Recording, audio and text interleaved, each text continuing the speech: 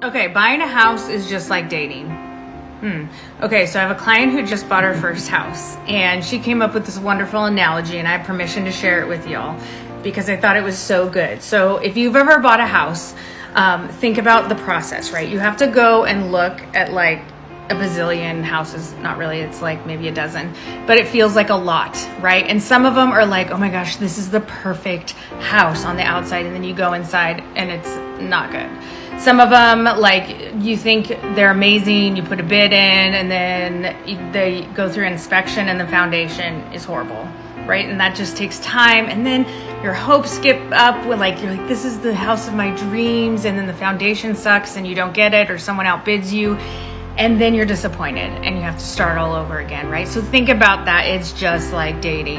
You have to go on all of these dates. You have to go to coffee dates or text and this and that.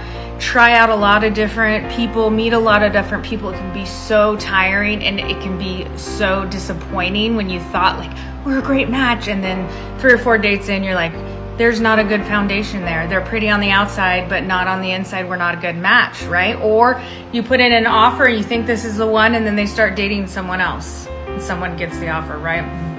So think about it. So when you buy a house, you have to do all of that, like bidding. You have to look for the right person. It's exhausting, it's tiring, it's exciting.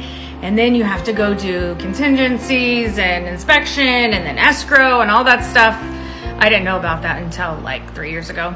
But it's really tiring and it's really amazing. And the end result can be your own house, which is not always perfect. And even if it's turnkey, there's always something that is probably wrong with it. So think about it. It's a long game, right? It's worth it in the end, but tiring in the process.